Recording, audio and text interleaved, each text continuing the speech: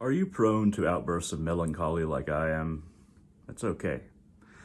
It's like this sediment that we always, some of us anyway, always seem to fall back down to. Every time you fall, it gets a little harder though. The sediment down there. And sometimes the sediment that is our melancholy, that's our, I wouldn't say rock bottom, but it's where we seem to fall down when we just don't have the motivation or just don't feel like we can move forward sometimes, or just are just so sad about everything. Sometimes that melancholy can become thick, and some things that we don't want to recognize can get buried down there. It's good to use these states of melancholy to do two things. One, dig into that sediment while you're down there, figure out what's the root of all this melancholy. It can be quite nice as a shovel. It can be both sediment and shovel, like the towel. Another thing you can do is stop considering yourself and view the universe and view everything as objective. Look at yourself from a third person point of view, with no attachments to viewing yourself. Just look at yourself. Look at your past, who you are, what you want to do, your dreams, your patterns. Just analyze. And then just take yourself out of that equation. Just decide to see the world. It's all around you. The potentialities can pop up, and great insight can pop up if we remove ourselves from the sediment of melancholy that we're in. And we just kind of look around on the floor, on the forest floor. This is becoming a very complex analogy. But look around, even though we can't completely take away our perspective out of viewing everything, just stop considering yourself in it. Just kind of look around. What's down there in the sadness? What's down there in what you feel like is like bottom? Are other people down there with you that you didn't realize? Are there little opportunities to claw your way back up that you didn't realize? Once again, taking yourself out of the equation.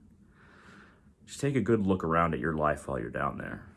Because melancholy, it has its own point of view, its own perspective down there on the forest floor, as it were, with all the other of us human insects that fall down to that level. And analyzing it, you might be able to find solutions for other people, to their sadness or to their depression, or just see how they can reach a little higher, connect to the divine more, or perhaps meet and speak with their demons. Take in all that you view down there with that melancholy, on that melancholy, and through that melancholy.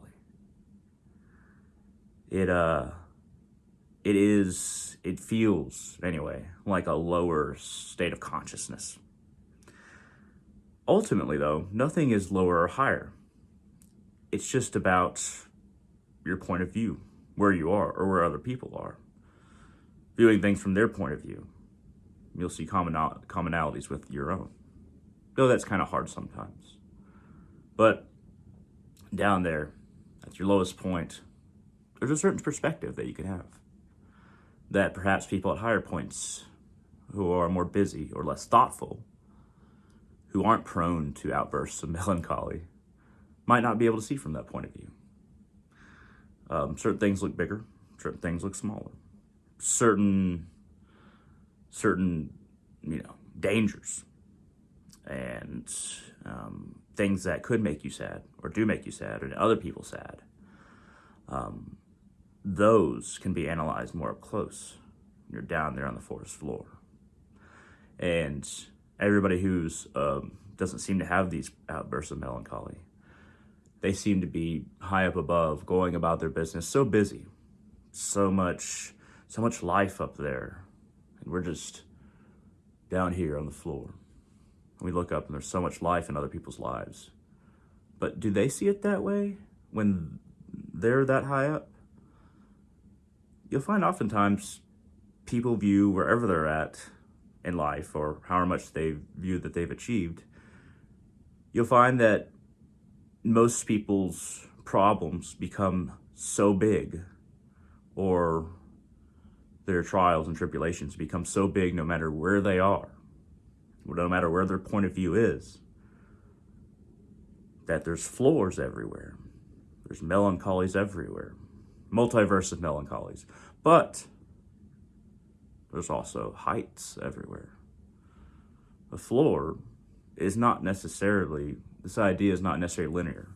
It's more like a cycle. It's more like a loop, where there's a bunch of different perspectives everywhere. And there's positive things you can view, possibilities that you can view, or everything that's negative.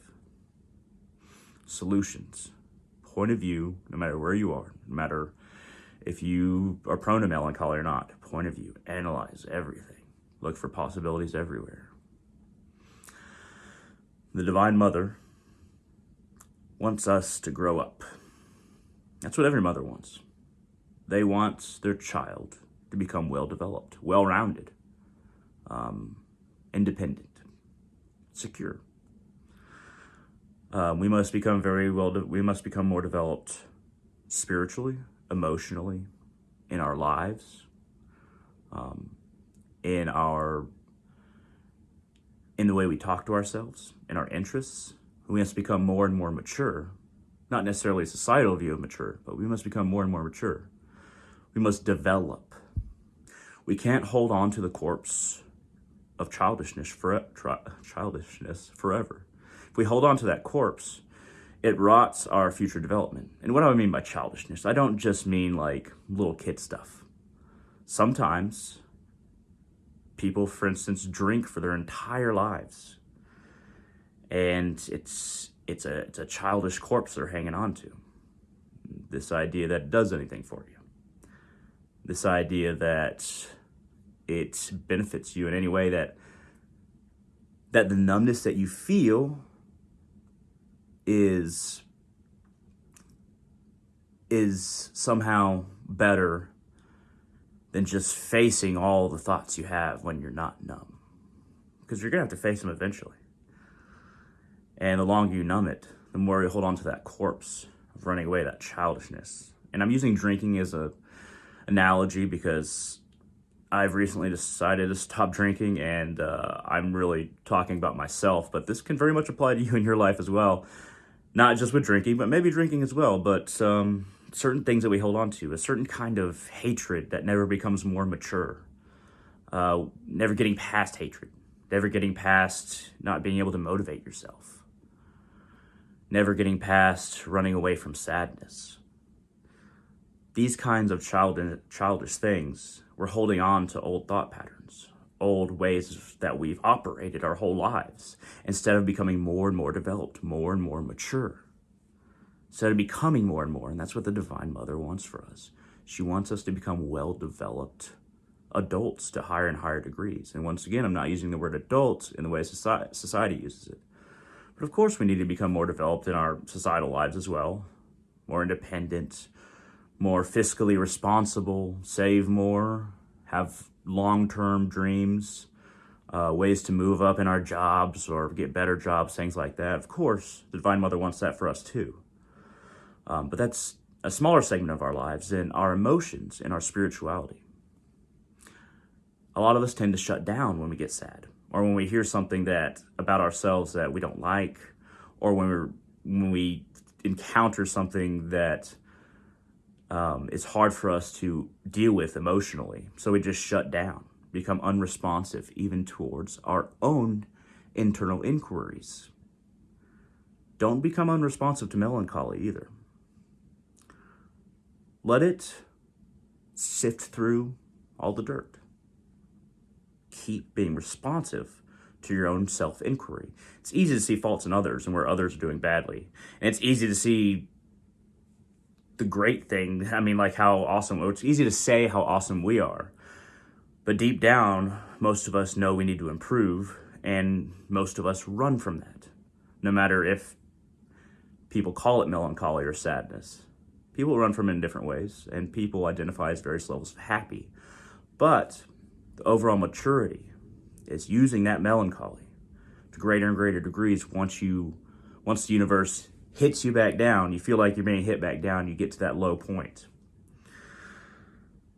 The universe is trying to send you a message. It's not trying to break you. God, the Divine Mother, God, spirits, they don't want demons, even, for a lot of people. Satan for some people. I would say that if you consider any of these things, kind of your patrons, they're not really trying to destroy you and break you. It's not what they're trying to do.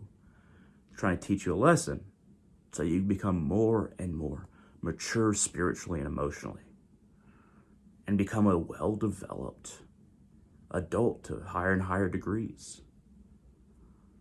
And that's something to keep in mind. Use that melancholy, that point of view. Use it. Don't run from it. Don't shut down to self-inquiry. If you encounter an idea about yourself or your life that is painful or is scary or makes you sad, do not shut down or run from it. Approach it, greet it, use it. Otherwise, you'll bring a tear to the Divine Mother's eye. Anybody who views God as the Divine Mother of the source or as your main patron, you can say Divine Father, you can say Divine anything. I say Divine Mother. But the Divine Mother wants us to become more and more developed. And it makes her sad when we stagnate. We hold on to childish corpses. The corpses of our former selves. And we don't develop, become more, grow. We need to be like the plant that just keeps growing no matter what. No matter if the sunlight is hidden for a long time because of its circumstances, or there's a lack of water, maybe a lack of love in your life, maybe a lack of happiness in your life. The happiness can be sunshine, the love can be water. Some plants just don't give up, and it's beautiful. You can observe that in nature. That's what our patrons want for us. Do that if you can. If you're prone to outbursts of melancholy like me, use it, please. Not for everybody, for yourself and for everybody else. Because if we're all learning together and we're all learning, we're all growing, conflicts they'll eventually start to lessen and lessen. Let's use the point of view from our personal lives. The conflicts around us will lessen and everything will have a flow, like a calm river flowing the right way, uninhibited by trials and circumstances. Thank you very much for watching. I hope this has been interesting. I hope this has been helpful. I hope I didn't get you down. But if I did, I apologize. But if I did, use it. Thank you very much, and all of you. Have a wonderful day.